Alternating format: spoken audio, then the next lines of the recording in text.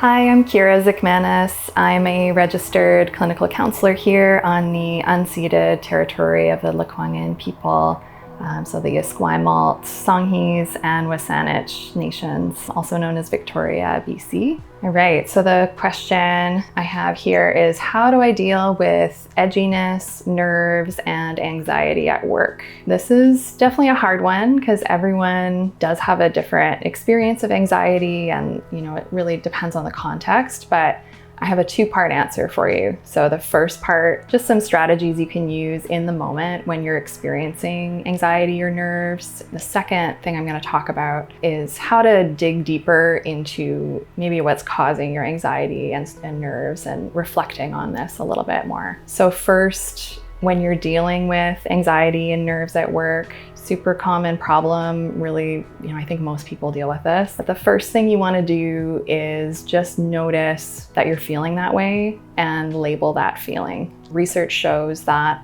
if we label our emotions, it already helps them to feel more manageable. So you might want to say to yourself, like, oh, I'm noticing I'm feeling anxious right now, or I'm feeling nervous. Number two is just to notice the physical sensations of anxiety in your body. So noticing however that shows up for you, it's going to be different for each person. But, I know for me, my palms get really sweaty. I might be short of breath. My heart might race. Sometimes even some people get chest pain, those kinds of things. So just noticing how that shows up for you, and seeing if you can accept those feelings and just kind of sit with them as best as you can.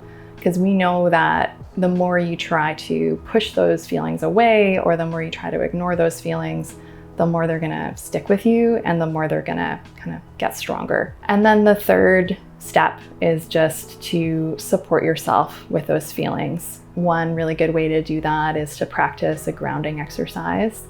So grounding exercises are things that you can do that use your senses to bring you into the present moment. Not all the time, but most of the time, anxiety has to do with, things happening in the future, or that we think might happen, or things happening in the past that we're worried about. So practicing a grounding exercise basically helps you to come back to the present moment and just kind of notice where you're at now, and some of that worrying can fall away. A really great way to do grounding, a popular one, is just to look around the room and name some colors that you see.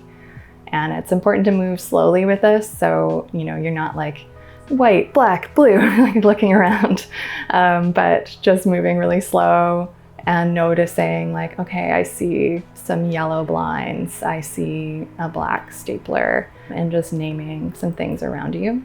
Another great grounding is, especially at work, if you take a bathroom break and just run some warm water or cold water over your hands and notice how that feels. So noticing the temperature, noticing what the water feels like on your hands, and just spending some time with that. Deep breathing is always a good one. So making sure you breathe deep into your belly and feel your belly expand, and then have a really long, slow exhale, and do that about 10 times. And these are all things that normally you can do while you're at work, just to support yourself in the moment. And I should say too, there's tons of other grounding strategies, and not all of them work for everyone. So it's important to just kind of try things out and explore what works for you, and also practice them when you're not feeling super anxious or stressed, because they can be easier to access when you've already kind of practiced them. The second part to this is just that it's really important to reflect on what might be causing your anxiety. Sometimes anxiety can tell us that we need to make a change, or that something's not working for us. So noticing when anxiety comes up for you at work, noticing, maybe it's around a particular person, or maybe it's doing a particular activity, just noticing and being curious about that, because sometimes it means there's a change that needs to be made, but also sometimes it can just happen when we're doing a new thing or a challenging thing, and that's totally normal. So reflecting a little bit on when that comes up for you can also help you then support yourself with it, or make any needed changes.